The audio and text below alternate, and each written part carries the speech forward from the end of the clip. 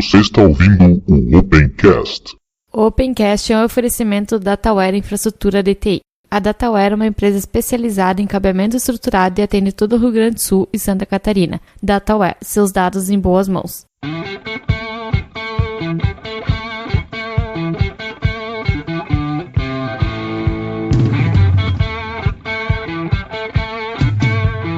Está começando mais um Opencast, o seu podcast sobre tecnologias livres. Hoje é o Ivan, não que isso signifique muita coisa, juntamente com o Diego. Tudo bem, Diego? Bom dia, boa tarde, boa noite a todos. Vamos aí para mais um episódio do Opencast. Pois é, hoje nós não temos a presença do Og, que está na República Tcheca, né? Foi isso que ele nos disse? Isso. E... eu vi outro dia que ele estava tomando uma cerveja lá, viu uma foto no Facebook. É, tá bebendo e comendo muito bem, pelo que nós vimos lá. Pois é. O Aprijo em breve volta, embora dessa vez ele não nos respondeu, mas volta. Um dia ele volta. É, sei que tem muita gente que tá ansioso pra voltar a ouvir aí o Aprijo, mas o cara tá querendo ganhar muito dinheiro, né? Daí trabalha demais.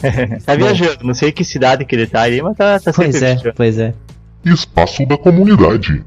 E vamos para o espaço da comunidade dessa semana. Antes de entrarmos nos comentários, eu quero chamar a atenção para vocês da nossa parceria com a loja Deal Store. Comprando na loja Deal Store, na hora de finalizar o seu pedido, se você digitar o nosso cupom de desconto Ubunteiro, você vai ter um desconto bem legal e vai estar ajudando a gente aqui no site Tecnologia Aberta, o pessoal do Opencast, o pessoal também lá do canal do YouTube. Embora vocês já tenham ouvido aí no início do episódio, né, que a gente já fala uma propagandinha, não custa nada a gente lembrar que o Opencast é um oferecimento da Dataware. Se você tiver necessidades, você ou sua empresa tiver necessidades de cabeamento estruturado, câmeras de segurança analógica e câmeras IP, centrais telefônicas, tanto as analógicas de pequeno porte quanto as de grande porte e também as centrais IP, além de no breaks e também som ambiente e também tudo que envolver um data center, até o sistema de controle de acesso por biometria ou não, cartão, ou seja como é que for, a Dataware está preparada para oferecer esse tipo de serviço para vocês. Também a consultoria em TI, hoje a gente vai botar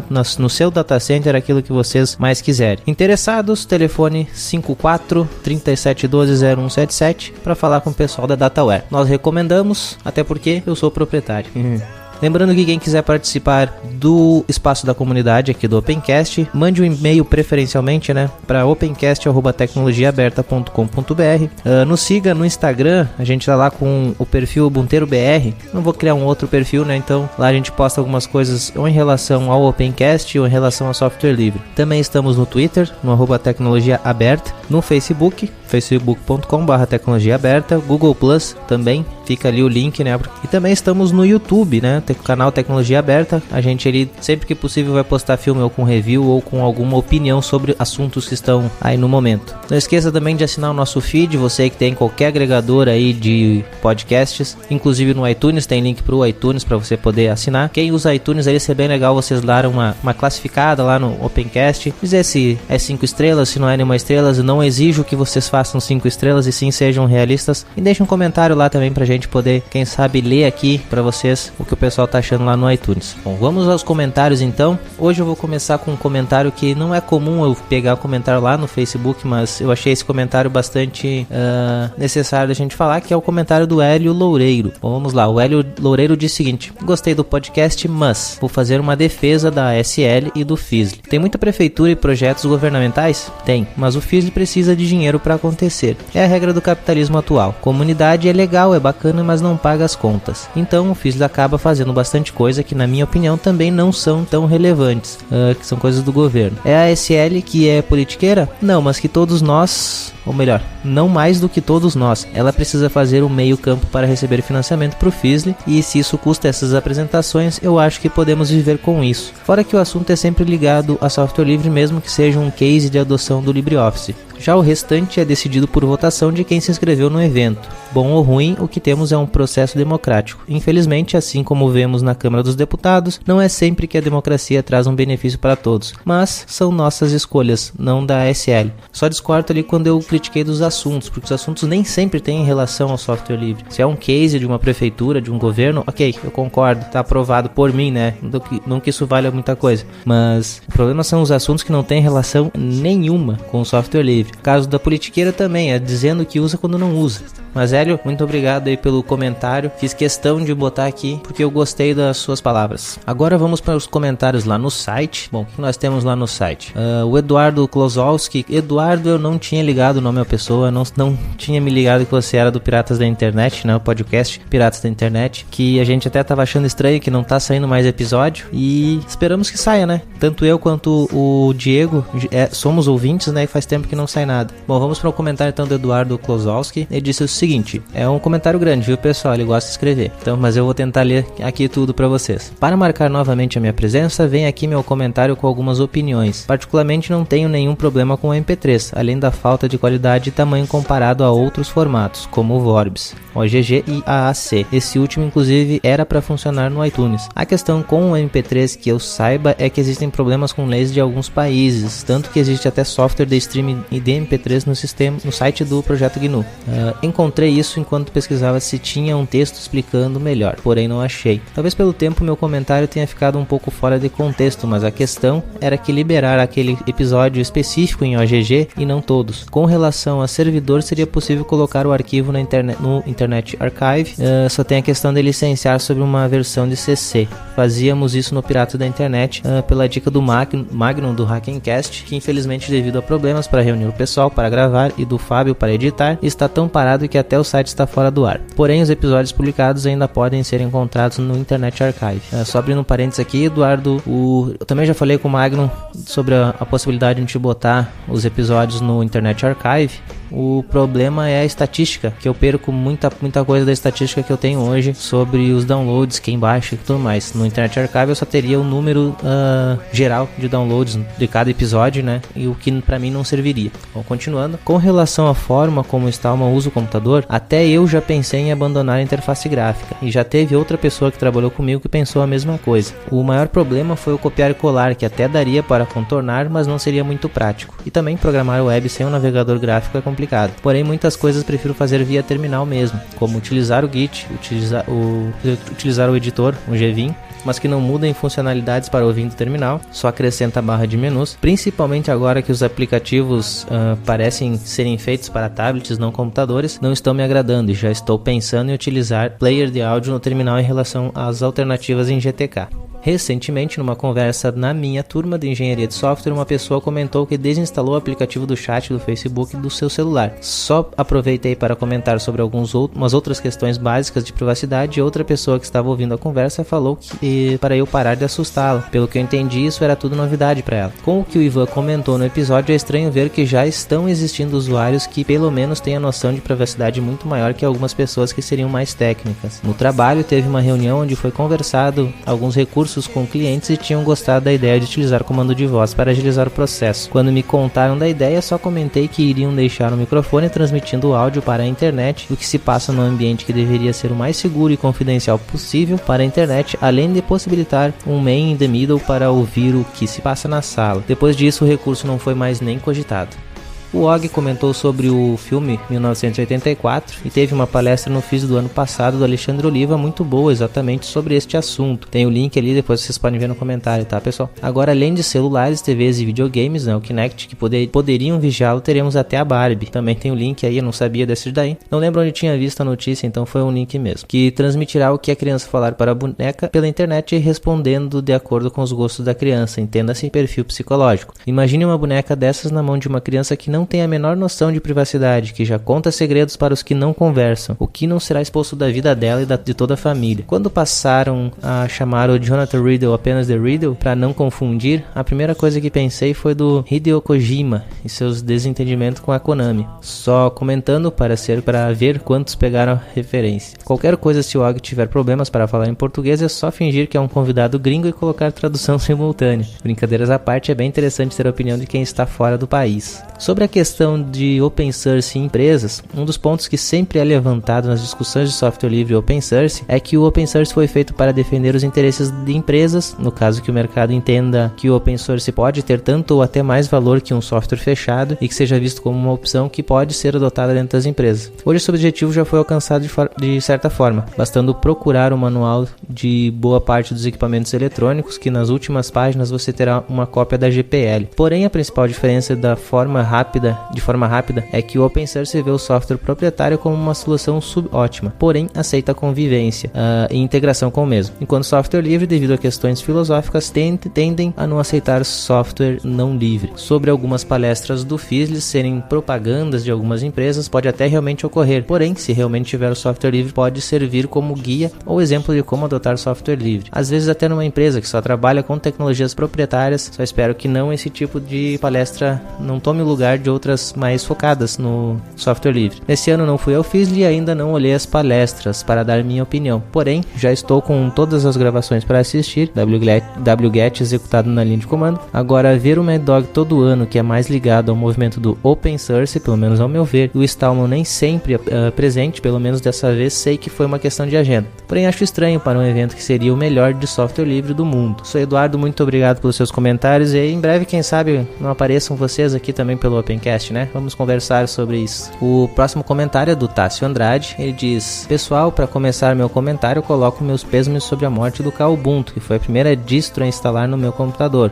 Kubuntu 8.04, e por qual sempre tive uma queda, mesmo no momento usando o Xubuntu. Algo muito triste ao meu ver, porém realmente é complicada a manutenção de um projeto open source, seja qual for, pois da comunidade a cada um que ajuda existem pelo menos 200 sanguessugas. Sobre o FISLI tenho que concordar em parte com o que Ivan falou. Realmente a política tomou conta do evento. Digo isso com conhecimento de causa, pois fui nas versões de 2012, 2013 e 2014. Porém creio que foi com o apoio da Serpro e de mais patrocinadoras que o evento conseguiu crescer tanto. Porém o que Og falou foi perfeitamente no ponto em sua avaliação do FISLI. Apesar de boa parte das empresas serem grandes corporações, a maior parte das palestras do Serpro, Google, Globo.com, Walmart, Facebook, Red Hat, Zabbix e etc. são das empresas mostrando como o software livre é usado lá dentro da empresa e a apresentação de ferramentas open source por eles criados. A partir do FISLI conheci vários cases de uso de ferramentas open source que pude apresentar para clientes e provar que é software livre, que o fez escolher tentar seguir a opção do software livre e não da pirataria. E uma bola fora do Ivan sobre as palestras há 3 anos ou mais, quem escolhe as palestras que serão oferecidas são os participantes das edições anteriores, tanto que eu mesmo não indo na versão deste ano, votei nas palestras que achei mais interessantes sobre o evento. Um forte abraço a todos os participantes e espero que o Opencast continue, mesmo que não sendo tão constante, porém que seja sempre presente. Só da bola fora, eu disse que tinha votação,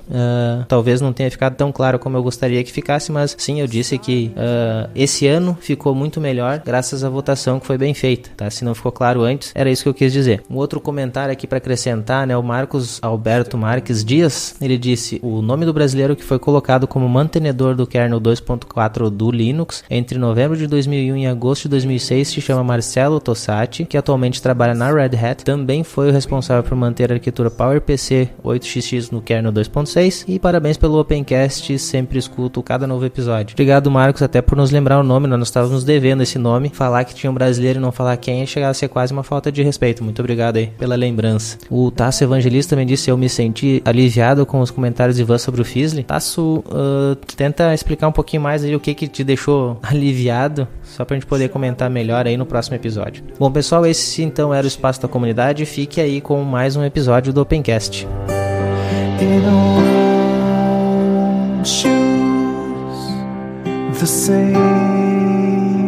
Bom, hoje novamente vamos falar aí sobre algumas notícias que aconteceram nessa última semana e vamos começar com uma figurinha já carimbada aqui nos últimos episódios do Opencast. Por incrível que pareça, a Microsoft tá aparecendo toda hora, né? Pois é, o senhor o Satya Nadella, né?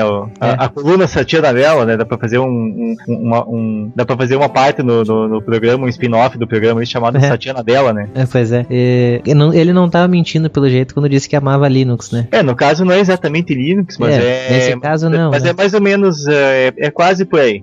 Se falar isso é capaz do pessoal ainda dizer que eu sou burro, que não sei que OpenBSD não é Linux, né? Mas a ideia é só dizendo que eles amam o software livre, na verdade. Bom, sim. Vamos à notícia então. O OpenSD já tem seu primeiro patrocinador Gold e, por incrível que pareça, é a Microsoft. Pois é, a Microsoft, agora ela é patrocinadora Gold, né? Do OpenBSD. Isso significa que eles estão, que é um grande patrocinador que vai injetar bastante dinheiro em cima do OpenBSD. Eu não tenho aqui deixa eu ver a matéria aqui pra ver qual que é a cifra. Eu não sei se vocês têm só tem em inglês. Só tem em inglês aqui, deixa eu ver. Entre 25 mil e 50 mil dólares, pelo que eu entendi aqui. bastante dinheiro. Eu não sei por quanto, qual que é a periodicidade, se é por ano, se é por mês, se é por, enfim, de quanto em quanto tempo, mas enfim, é uma quantidade considerável de dinheiro. E por que a Microsoft tá dando dinheiro para o OpenBSD? É principalmente por causa do OpenSSH, por causa que agora a nova versão do Windows, ela vai ter dentro do PowerShell, vai ter acesso ao OpenSSH. Não que eles precisassem fazer isso, né, porque seria só botar o código ali e dar os créditos, né, teoricamente, para poder usar. Mas eles estão... E não é de hoje que a Microsoft ela utiliza componentes do OpenBSD, por causa que desde o Telnet, o serviço de FTP e Telnet, que tinha nas versões mais antigas do Windows, também já eram fornecidos pelo OpenBSD. Sim, é isso que tá dizendo ali na matéria, realmente. Faz tempo, eu acredito ainda que tem mais coisa, cara, BSD no código do Windows. Sim. Do que isso. Deve ter. Se eu não me engano, são coisas relacionadas à rede, assim, aqueles aplicativozinhos de rede que estão embutidos dentro do Windows. Eu comecei a ouvir que tinha código Linux ou BSD, ou seja lá o que for, no Windows, assim que saiu o Windows 2000 e no XP. Não sei se tem código Linux mesmo. Linux era o que eu ouvia. Eu ouvia, assim, aqueles rumores, teoria da conspiração, que a partir dessas versões começaram a ter coisas do Linux, ou no kernel, ou seja lá onde for, do Windows. Curiosamente, pelo menos pra mim, foi quando a coisa começou a ficar melhor, né? O Windows começou a ficar um pouco mais estável. Se não tem, foi uma grande coincidência. Eu acredito que seja código do OpenBSD mesmo, ou de alguma variante do BSD. Eu acredito que realmente deva ter, a partir do Windows 2000, ou mais ou menos dessa geração ali da família do NT, né, da Microsoft, deve ter alguma coisa de kernel Unix-like lá dentro. Alguma coisa no gerenciamento lá. Eu tô vendo aqui os outros doadores, né? O primeiro Gold é a Microsoft, pra cima não tem ninguém, né? Tem ainda o Platinum e o Iridium, que não tem ninguém doando ali. Mas tem no Silver, que é de 10 mil a 25 mil, Facebook, Google e outra que eu não conheço, o 2Keys Security Solutions eu não conheço, mas Facebook e Google já colaborando também com o OpenBSD, com quantia menor, mas colaborando, né? Eu acho que o principal motivo é a questão do OpenSSH, que o SSH, o OpenSSH, né, que teve tempo atrás, que teve aquele problema de segurança, né, então as empresas elas perceberam que é necessário realmente investir em cima do OpenSSH, por causa que acaba sendo uma peça-chave. Para ter uma ideia, tudo quanto é coisa que tem Linux embarcado tem OpenSSH. Ou algum tipo de SSH. Até na televisão tem OpenSSH. No caso, tem uma televisão da Samsung e quando eu acesso lá os menus que dizem quais são as peças de software que estão dentro dela, lá diz que tem Linux, que tem OpenSSH, que todos os pacotes que estão embarcados no firmware dela. E o OpenSSH é um desses pacotes, até numa televisão. Mas tem todos os elementos. Tem que olhar a minha se tem. Provavelmente tem. Provavelmente. Porque se a televisão ela tem se ela tem o DLNA, ela já vai ter isso aí. Se ela tem qualquer tipo de acesso via rede, qualquer coisa que utilize rede via IP, vai ter algum pacote do tipo, assim, se ela tem Linux. Então com certeza a minha tem também. É muito provável, muito provavelmente. Tem uma Samsung também? Deve ter. A segunda matéria desse programa aí é a respeito da nova versão do kernel do Linux, a versão 4.2. Essa versão do kernel tem vários itens de atualização ali. Aquela coisa de sempre, né? Vem algum processadorzinho a mais suportado, melhorias, alguns drivers, esse tipo de coisa. Dá pra destacar nesse aqui, é a versão 4.2, né? Isso. Que tem algumas melhorias de vídeo pro pessoal que usa as GPU da AMD, né? As Radeons tem algumas coisas ali, até para futuras GPUs, né? Sim. No caso de vídeo, tem um novo driver, aquele driver que é o driver do Linux mesmo, né? Não é o driver proprietário, mas é uma atualização do driver open source, que é para placas Radeon R9 285 Tonga e futuras GPUs dessa família. Além da família de APUs Carrizo, que seriam os novos processadores da AMD, que são aqueles processadores que vêm com GPU embutido. Até tem aqui dizendo que tem os para novidades para DRM, né? Não é dos direitos autorais, não é aquela encriptação de conteúdo, e sim é Direct Rendering Manager, né? O pessoal que for ler a matéria também não confundir, não é a mesma coisa que o DRM de encriptar arquivo multimídia que o pessoal usa, né? É outro DRM. Nesse caso ali, é um codec de vídeo chamado VCE1, que é para DRM Radeon. Ou seja, é alguma coisa de codificação de vídeo, de codificação mesmo, para codificar vídeo, para GPUs da Radeon, da AMD. Tem um monte de sopa de letrinha que a gente vai falar aqui no final da matéria, que a gente vai botar ali o link. Tem uma explicação o que é cada coisa. Tem coisas ali para OpenDL 3D, suporte a novos processadores da Intel, uma limpeza de código no x86, no Assembly, né? Suporte a placas System on a Chip da Freescale, ZTE, High Silicon, enfim, mais equipamentos suportados. Tem até uma coisa interessante ali, que ele essa versão do kernel, ela tem o suporte a um processador da Lego, daquele kit de montagem de plástico lá, dos bloquinhos de plástico, um processador do Lego Mindstorms, o processador H8/300, que tem suporte nessa versão do kernel. Enfim, esse tipo de melhorias. Tem coisas também para arquivos pro sistema de arquivos, para quem tem SSD com suporte ruim a tecnologia NCQ Trim. Deixa eu ver o que mais aqui de disco. Fizeram uma limpeza no código do XT4 e melhorias, lógico, né? Sim. Mais ou menos isso. Depois tem tem melhorias do subsistema de áudio, gerenciamento de energia, CPI 6. Tem até uma melhoria bem interessante, que foi graças à Valve, que para quem utiliza controle de Xbox no Linux, agora os LEDs do controle vão passar a funcionar. Tipo, o controle já funcionava, mas não funcionava direito os LEDs. Isso, o que mais? Suporte ao UEFI SRT, que sendo um dos requisitos para permitir atualizações de firmware, né, utilizando o desktop Linux. Isso daí, assim, é o que mais o pessoal aqui destacou, né, de onde nós vimos a notícia, dando uma pincelada, mais ou menos isso. Faz tempo que o kernel Linux não tem aquela novidade, assim, gritante, né? É sempre alguma mudançazinha pequena. Isso é um bom sinal, né? É um bom sinal que ele já tá num nível de maturidade que não tem mais novidade, aquela novidade bombástica. Agora lança um processador novo, eles botam suporte, melhoram o código disso, melhoram o código daquilo, mas nada que seja bombástico, uma coisa que vai mudar o mundo do software livre, mudar o Linux, né? Acho que até por isso que essas versões agora estão vindo assim, desse tipo de versionamento, porque senão não ia mudar de versão nunca. Ivan, até uma coisa que eu podia ter comentado na última gravação, que a gente falou do Linus Torvalds, o que aconteceria se ele morresse, né? Uma coisa que eventualmente não imediatamente, mas algum tempo depois que ele não tivesse mais no comando, seria que provavelmente algum mantenedor do kernel ia propor utilizar o kernel aquele de menor tamanho que o Tannenbaum propõe. Microkernel, não. Microkernel. Alguém ia propor para usar microkernel. Pode ser. Porque deve ter alguém deve ter vários programadores que gostariam de implementar isso, mas hoje provavelmente essa ideia deve ser totalmente vetada dentro do kernel do Linux, eu imagino que por pura bira do Linus Torvalds. Eu já vi alguma coisa falando mal que para ele não serve, né? O microkernel para ele não. Já teve brigas homéricas entre ele e o Tannenbaum. Eles deve ser tipo aquele tipo de pessoas assim que eles se odeiam, mas se amam, né?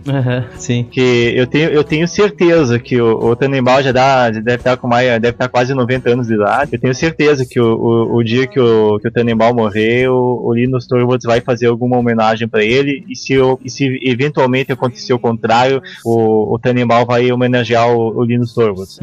Tenho certeza que isso aconteceria. Pois é, acho que tem uma lista maior também dos problemas, não, mas das novas funcionalidades. Da forma que ele funciona bem. O próprio Linus disse que da forma que ele está estruturado, que ele está organizado hoje, ele funciona bem, mas num futuro distante, sim, ele já disse, sim, que pro futuro, assim, mais adiante, talvez teria que mudar. Mas não vai ser no mandato dele. Enquanto ele estiver vivo, não, né? Enquanto no governo dele, não vai.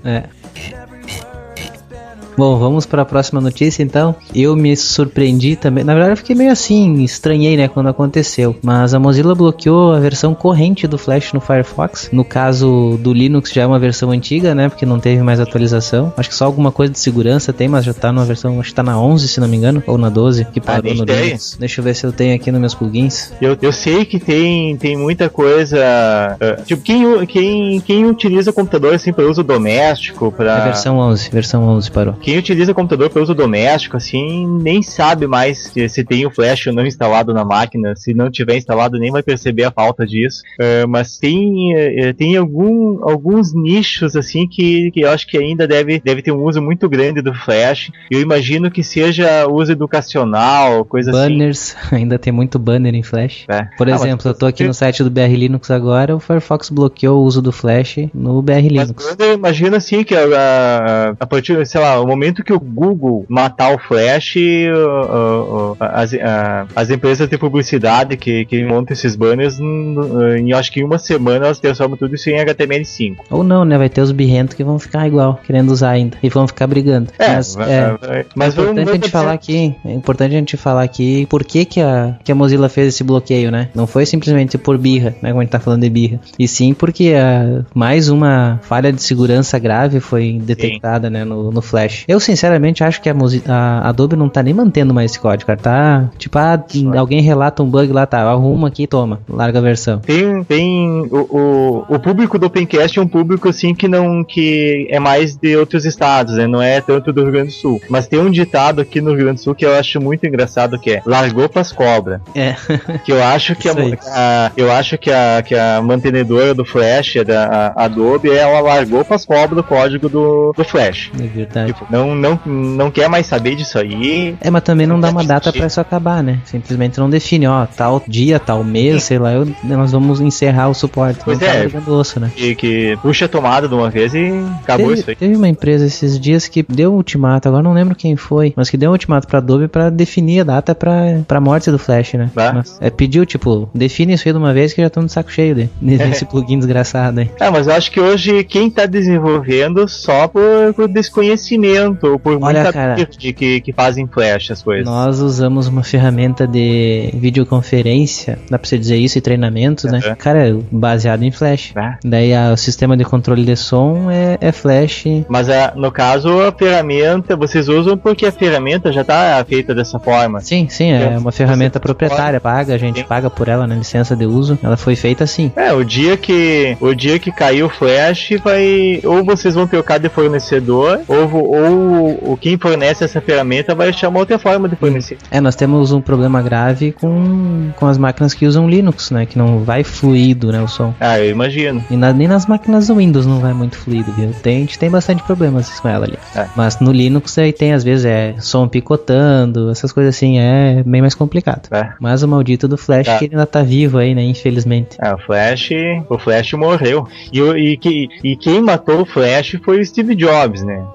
Convenhamos, né? Quem matou o Flash por pura bira, assim. Quer dizer, por bira não, ele tinha seus motivos, assim, tipo, eu não quero botar essa droga aqui no meu telefone só pra consumir bateria. É verdade, e é um consumidor. Vou te dizer, puta que eu pariu. Muito mal otimizado.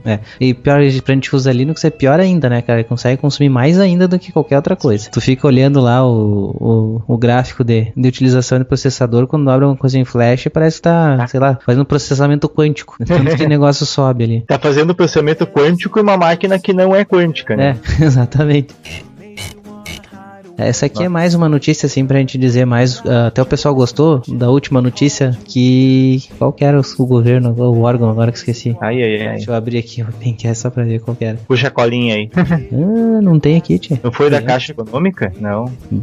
Eu não botei o link lá, cara. Eu não lembro do que foi. Bom, o pessoal comentou aí no último episódio, nos últimos episódios, nem a gente tá lembrado agora aqui, que órgãos do governo utilizando software livre. Acho que foi lá nas Steam Machines, deixa eu ver. Acho que foi lá que eu falei com com o Jonathan. É que são tantos segmentos que estão...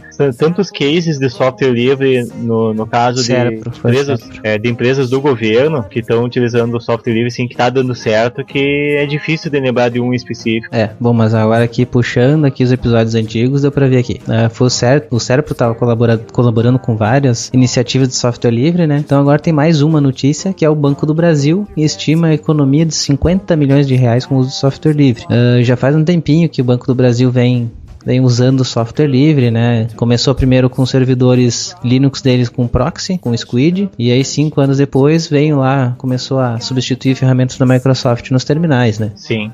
Ou seja, fazem 15 anos que começou essa utilização de Linux no Banco do Brasil. Isso, até eles falam lá, não é uma experiência de fundo de quintal, né? O negócio foi sempre bem trabalhado para a coisa funcionar bem, sim, bem legal. E o Banco do Brasil, ele, pelo menos na cozinha, assim, na parte pesada dele, ele nunca utilizou Windows. Ele sempre esteve utilizando ou mainframe, alguma coisa assim. O S2 eles usaram também.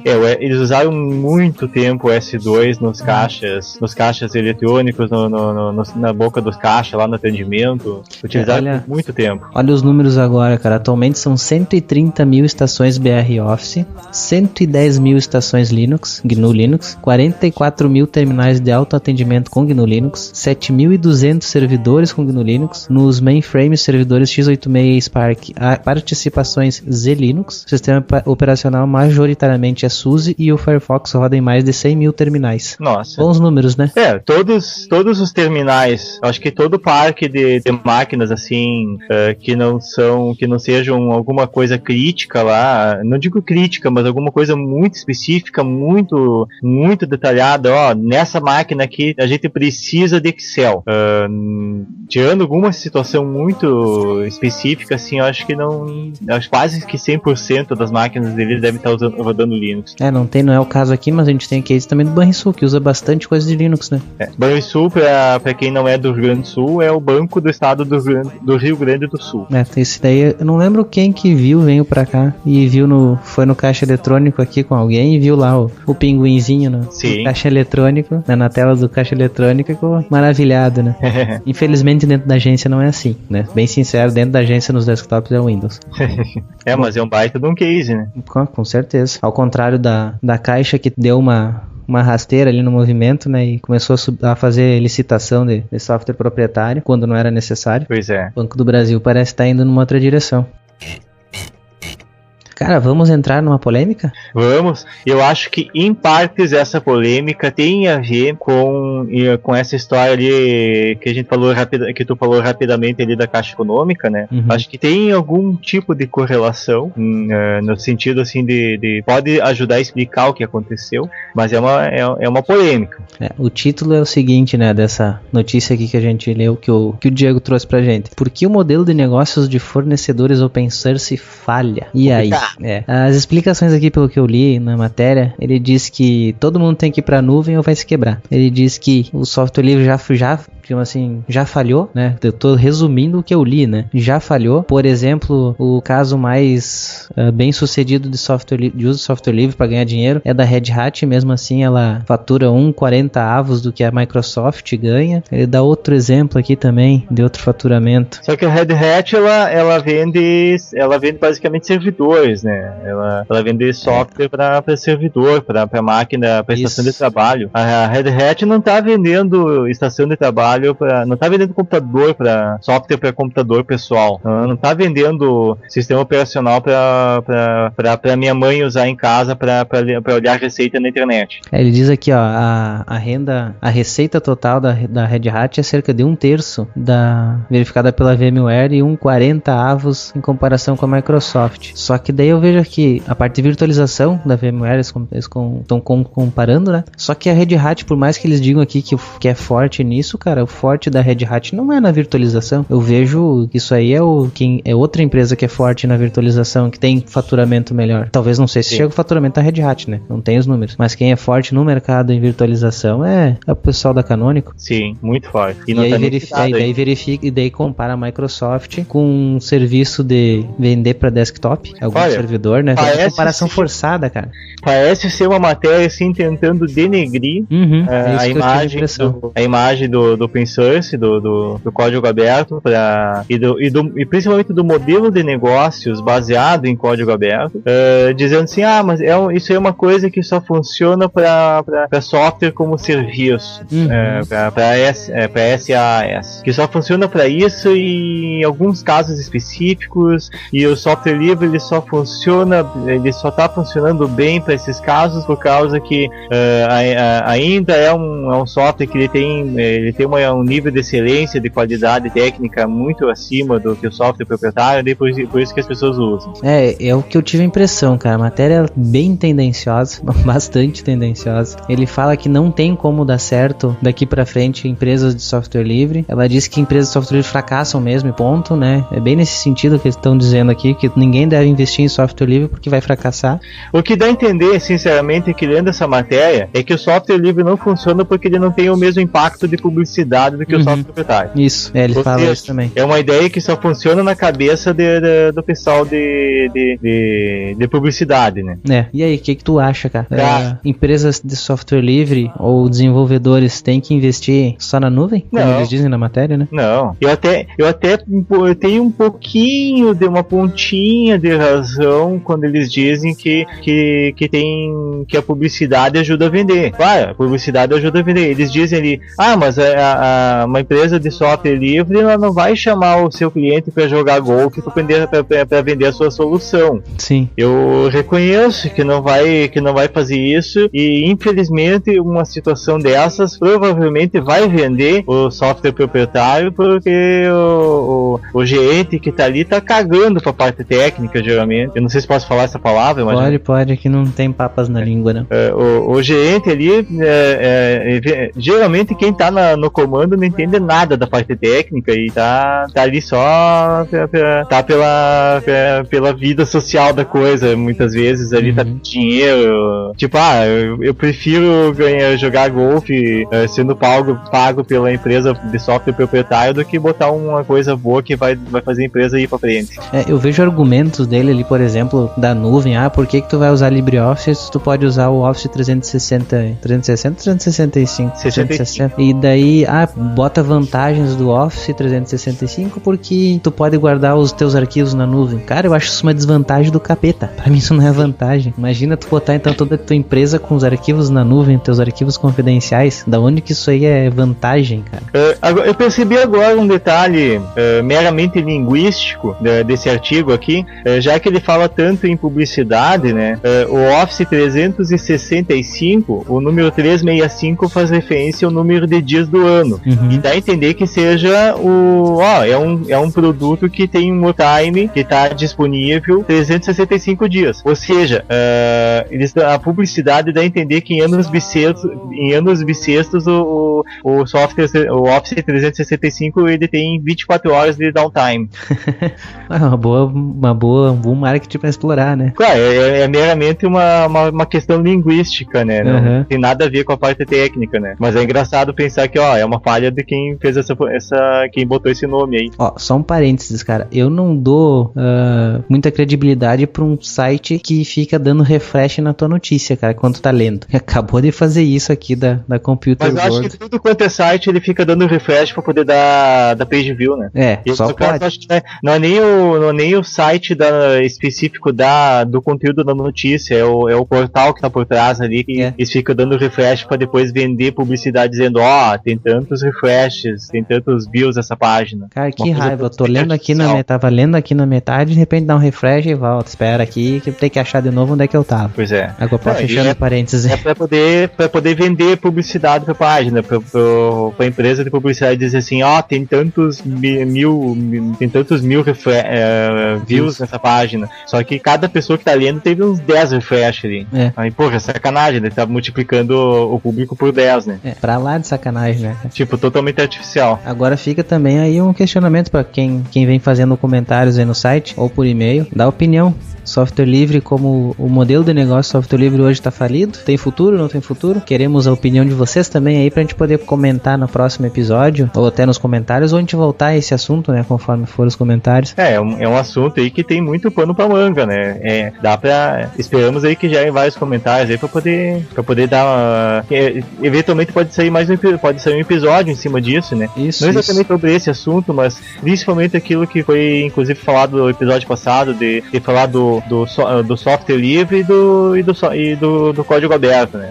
Falar principalmente dessa questão, né? Que é uma coisa que poderia estar inclusive sendo levantada naquele artigo ali, que eles simplesmente ignoram essa faceta ali do código aberto, que não deixa de ser código aberto, né? Os dois têm o código fonte aberto, as duas modalidades, mas tem alguns detalhezinhos técnicos que um deles não é tão aberto assim. Ou dependendo da interpretação, ele é mais aberto ainda. Depende da situação, né? Depende da interpretação da frase. Também. Bom, vamos falar umas notícias off-topic, até porque hoje nós estamos sozinhos, em dois, né? Em dois é mais complicado de fazer a coisa evoluir, né? Tem menos opinião pra ser dada, né? Então vamos enfiar aqui. Falta um aprijo aí pra botar uma maisena aqui nessa sopa aqui. Pra engrossar o caldo.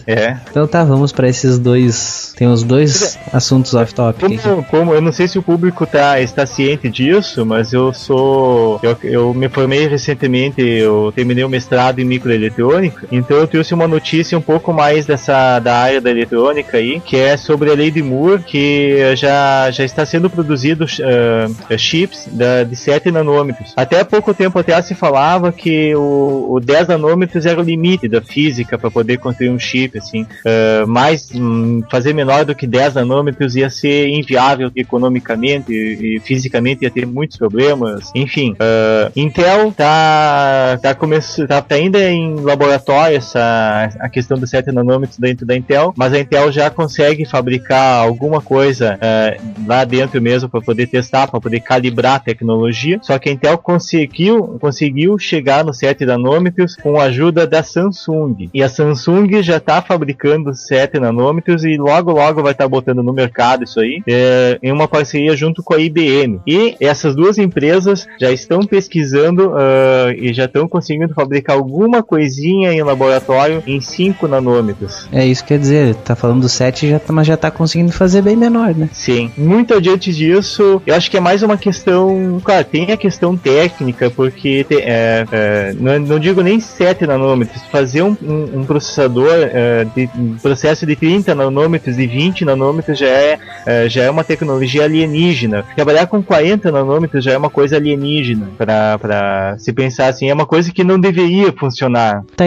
o que é na verdade esses nanômetros? Pra explicar pra quem não vem saber.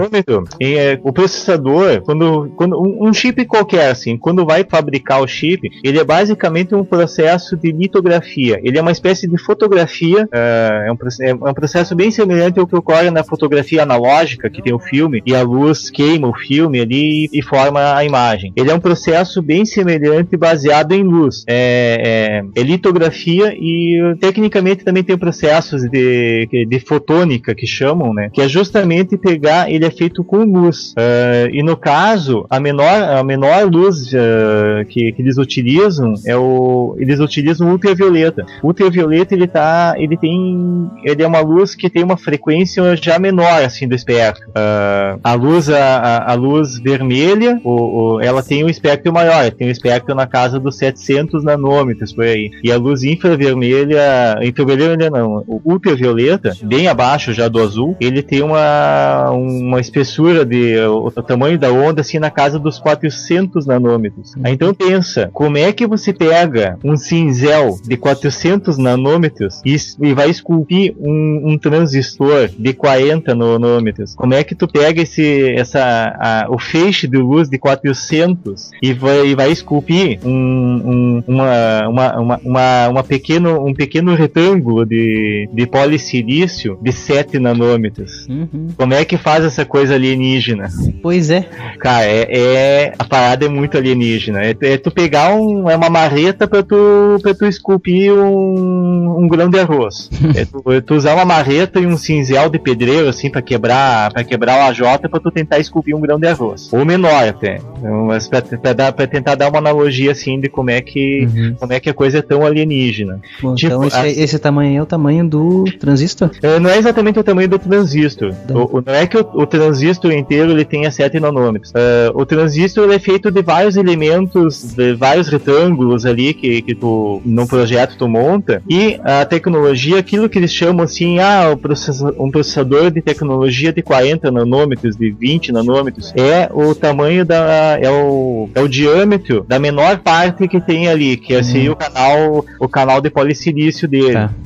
Geralmente é isso, às vezes não é nem isso, é alguma outra medição maluca que a empresa que definiu a tecnologia disse, essa tecnologia, essa medição aqui vai ser o nome da tecnologia.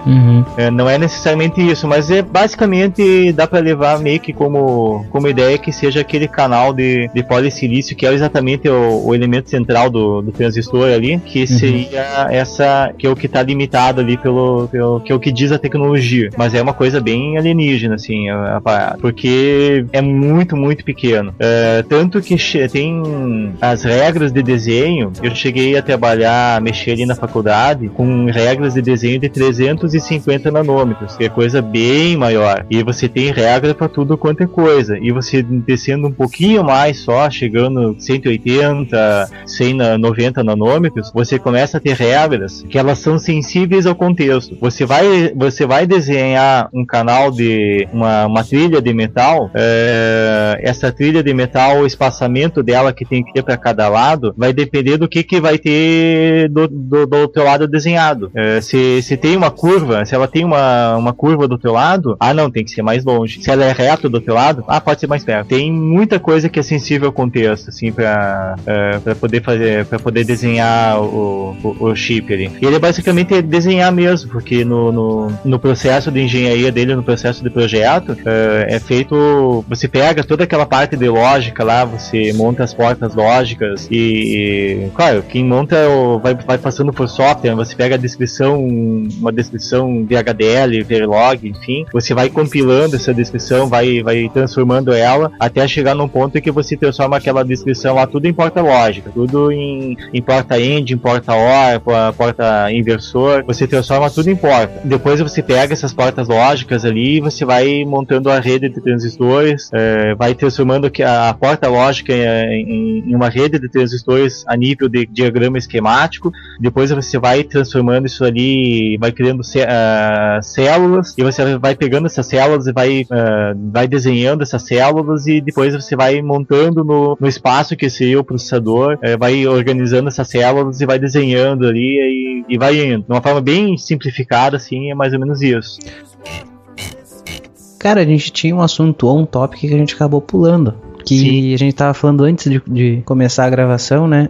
O que tu comprou de novo aí que a gente já chegou a comentar, mas ninguém tinha usado? Pois aqui do grupo aqui que grava o Pencast, ainda ninguém teve a oportunidade de brincar com o Google Chromecast. Eu recentemente comprei um e tô brincando aí, me divertindo aí com esse equipamento do tamanho de um pendrive, e é bem interessante. Ele tem um hardware que se você pensar assim, um aparelhinho do tamanho de um pendrive que tu vai plugar na TV, ele vai transmitir vídeo em Full HD ali, deve ter um hardware bem impressionante ali dentro. E não, é um hardware muito simples. Ele tem um processador de um núcleo, um processador single core de 1.2 GHz e 512 MB de RAM. Ele é mais demais, fraco, né? Ele é muito fraco, nem celular baratinho assim que mal e mal roda o Android, ele tem esse hardware. Ele é um hardware bem mais fraquinho do que o Android mais fraco que tu possa comprar hoje. E é $35, né? É um equipamento relativamente barato, assim. Tu comprou por onde? Via Estados Unidos. Uma pessoa conhecida lá da universidade foi para um congresso lá e trouxe pra mim na bagagem. Não foi taxado, então? Não, é um equipamento do tamanho de um pendrive, né? A pessoa trouxe na caixa. A pessoa ainda pediu pra se incomodar. Mas mesmo que fosse assim, se a pessoa não tivesse comprado outros itens, passava na isenção. Sim, porque dá pra tirar ele se passar por pendrive, né? Não, passa na isenção, mesmo que fosse na caixinha assim, né? Um valor baixo, né? Declara ele, só declara e passa pela isenção, né? Sem pagar imposto. Mas ele, se a pessoa tirar e botar no bolso, passa batido. Joga dentro da... Se é uma mulher, assim, joga dentro da bolsa, assim, passa por... Sim, tranquilo, né? Confunde facilmente com o pendrive. E como é que é o uso dele? Enfrentou algum problema? É tudo tranquilo? Ele tem um uso um pouco engraçado, porque é um computador que você não tem teclado e mouse. É um computador que tu pluga na TV e você pluga uma porta USB para alimentar a energia dele. Ele inclusive vem na caixa dele um carregador de energia USB, como se fosse um carregador de celular, pode ser inclusive utilizado para carregador de celular, para alimentar a energia dele. Ele veio o cabinho que é normalmente para tu conectar numa porta USB da TV. E é o que eu fiz. Eu conecto ele na TV, na porta USB e na porta HDMI. Simples, ele só tu plugar ali, aí quando tu pluga ele e liga ele na TV, ele aparece uma tela dizendo, acesse o seguinte site para fazer a configuração desse dispositivo. Aí tu acessa aquele site e tu digita um código para tu conseguir fazer a configuração dele e conseguir conectar ele na rede do Wi-Fi e personalizar ele. Que é basicamente tu dizer que tipo de papel de parede que você quer botar nele, que ele fica... É bem interessante isso aí, uma coisa bem, bem simples, assim, ele fica a cada pouco trocando o papel de parede dele, e tu pode dizer assim, quero imagens que o Google pega aleatoriamente do banco de imagens deles, eu quero imagens da NASA, enfim, ele tem esse tipo de coisa, e tu pode botar um nome personalizado para o aparelho, e tu pode dizer, eu quero que mostre a previsão do tempo. Ele mostra a previsão do tempo no cantinho. Só isso. Quando tu liga ele sem nenhum conteúdo, ele mostra isso. E o comando dele, ele é feito através ou do celular, ou do tablet, ou do navegador Google Chrome. É uma coisa bem simples. Do celular, tu faz o comando dele através tem um aplicativo do Google Chrome, do Chromecast, para tu fazer o gerenciamento. Aí para fazer o controle do Chromecast, você pode fazer ele via celular, via tablet, via computador, e no computador ele é através do Google Chrome. Você instala um plugin, uma extensão do Google Chrome para fazer essa comunicação. Existem várias extensões do Google Chrome que permitem fazer comunicação com o Chromecast. A principal é uma extensão do próprio Google que você faz um streaming de vídeo da tua aba da aba que tu tá usando no navegador pro Google, pro Chromecast. Essa é a principal utilização dele no computador. Você pode pegar, transmitir um site. Se você tiver, por exemplo, dentro do site do YouTube, no computador, e você fizer essa transmissão, ele não vai transmitir a aba, ele vai transmitir o link do vídeo pro Chromecast reproduzir aquele vídeo. Ou seja, ele não vai estar transmitindo o vídeo do computador pro Chromecast, só vai transmitir o link e o Chromecast vai processar aquele link e vai transmitir o vídeo diretamente nele. E esse é o foco desse aparelho. O aparelho ele tem um hardware fraquinho, mas ele tem todos os codecs de vídeos necessários direto nele. Então ele é muito bom para reproduzir vídeo, para tocar música. Esse é o foco dele. E é isso que torna ele barato. Que ele só faz isso, mas ele faz isso muito bem. Aí no celular, o foco dele é YouTube, Netflix, aplicativos de rádio online, aplicativo de podcast, enfim, tem até aplicativos que você pega a mídia que está no teu telefone, fotografias, vídeos, músicas, e você faz streaming desse material pela rede Wi-Fi pro Chromecast, que esse seria um recurso bem interessante. Você pega, por exemplo, fez um passeio, bateu fotografias, foi pra praia, assim, bateu um monte de foto, aí tá todo mundo reunido em casa, assim, quer mostrar as fotos na TV. Você pega o celular e transmite aquelas fotos na TV, assim, vai passando, vai mostrando, a gente teve naquele farol, naquela praia. É bem, bem interessante. E ele tem uma função social bem interessante para quando tu usa o YouTube, que várias pessoas podem conectar no Chromecast e cada uma fica mandando um vídeo. Cada uma vai mandando um vídeo, vai criando uma playlist ali. Ele até tem um probleminha que às vezes ele perde o sincronismo e às vezes fica meio confuso, assim, não se sabe tu perde a conexão com o celular, mas enfim. Mas é bem interessante essa questão social, assim, que as pessoas podem ficar botando música. Depois dessa música bota essa. Vem aquela coisa assim de festa, assim, reuniu uma galera em casa e vamos botar música no YouTube. Aí cada pessoa vai botando uma música ali com o seu próprio celular, seja Android, seja iPhone, o aplicativo do YouTube para iPhone, ele também faz essa comunicação. É bem interessante. Falando ainda do YouTube, ele é pelo menos o único aplicativo que eu conheço que faz isso, mas ele permite utilizar o controle remoto da TV para fazer o controle do YouTube. Claro que a TV tem que ter aquele recurso de software e hardware que permite que você faça um comando do controle remoto através da porta HDMI. Ou seja, é um recurso que não é utilizado só para o Chromecast, mas tem um recurso, por exemplo, para um tocador de Blu-ray, você conseguir dar um play, um pause, passar uma faixa no Blu-ray através da televisão. Você manda o sinal de controle remoto para a TV interpreta aquele comando, passa pela porta HDMI e o dispositivo que está lá do teu lado vai receber o comando e vai executar. No caso do Chromecast, também acontece o contrário. Você pode ligar a televisão, se você tem o Chromecast ligado na tomada e não na porta USB da TV, você pega, abre o celular e manda ele ligar a TV. Ele liga a TV. Se você tá, por exemplo, tá sintonizado na televisão, dentro da TV, ou tá em outra porta HDMI, ou tá em uma outra fonte de vídeo na TV, você aciona, por exemplo, o YouTube, o Netflix. Quando você vai conectar no Chromecast, o Chromecast já manda um sinal para a TV dizendo: troca de canal, entre aqui na porta HDMI para eu transmitir esse conteúdo. É um recurso bem interessante, que você não precisa fazer nada, você não precisa nem pegar o controle da TV para acionar o Chromecast. Só ligou a TV e você manda o sinal ali que ele já vai entrar, já vai sair tocando vídeo direto, assim. E é bem interessante, ele tem um lag muito pequeno até para ser essa comunicação, né? Tu dá o comando nele e vai bem rapidinho. Sim. Inclusive quando é streaming, quando você tá, por exemplo, no computador transmitindo a aba do computador para TV. Claro, tu não vai usar isso para jogar, tu não vai usar esse recurso de transmitir a aba que ela dá um lag de quase meio segundo. Mas se a tua intenção é, por exemplo, abrir uma aba do Facebook e compartilhar essa aba na TV para todo mundo enxergar grande, bonitinho ali, aquela imagenzinha engraçada, funciona muito bem. Mas se você quer abrir uma aba de vídeo, que não seja o YouTube, mas que seja um outro sistema, um outro tipo de vídeo na internet, vai ficar lento, não vai ficar legal. Aí tem extensões pro navegador que permite você coloca um link de vídeo e o Chromecast interpreta aquele link e toca só o vídeo.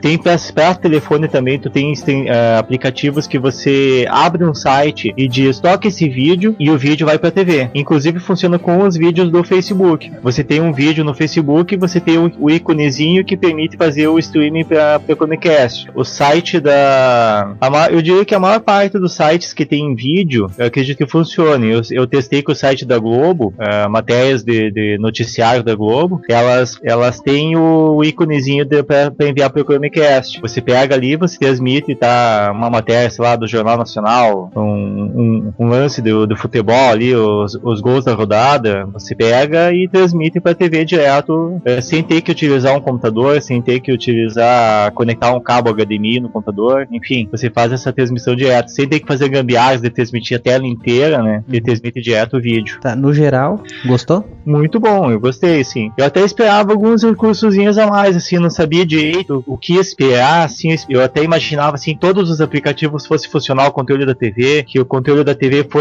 eu pudesse passar de um vídeo pro outro no YouTube, que eu conseguisse utilizar o controle da televisão no Netflix, mas não é bem assim, é uma coisa que tá ainda amadurecendo. Esse recurso de utilizar o controle da TV eu só percebi no YouTube até agora. Uhum. Mas é uma coisa que tá amadurecendo, assim, que tende a ficar bem mais interessante, mas já vale a pena hoje. Beleza, estamos Vai falar. E dando a dica de como funcionar no Linux. Eu não vou lembrar agora de cabeça a linha de comando, mas para tu usar o Chromecast através do Google Chrome para Linux, a dica era uma dica que eu vi, se não me engano, para OpenSUSE, mas que funciona no Ubuntu tranquilamente. Você só tem que pegar e liberar fazer um comandinho do iptables para liberar liberar a porta UDP que o Chromecast utiliza. É só fazer isso aí que o plugin do Google Chrome vai funcionar normal. Bom, depois se tu achar uma fonte aí, passa aí que a gente bota também o link. Eu vou dar uma pesquisada aqui para ver se eu acho o comando que eu utilizei. Mas é só uma linha de comando só que tu dá no terminal ali que vai liberar o teu Linux para funcionar o plugin do Chromecast. Então tá, pessoal, chegamos aí ao fim de mais um episódio do Opencast. Diego, muito obrigado aí pela participação e principalmente pela pauta, né? Sempre que precisa de uma pauta de notícias aí, o Diego é o principal mantenedor dessa pauta e consegue os links pra gente. Eu que agradeço por estar participando do Opencast. Agradeço ao público por estar me aguentando escutar até esse momento. E até o próximo episódio. Isso aí, galera. Obrigado a todo mundo que ouviu até agora e espero comentários, né, daquele assunto polêmico que a gente comentou. E espero comentários sobre todo o episódio também. Quem quiser dar opiniões aí de assuntos também, estamos à disposição. Estamos trabalhando aí para ter episódios especiais novamente. É só questão de acertar a agenda e coisas boas ainda virão por aí. Certo, pessoal? Então, obrigado e até o próximo episódio do Opencast.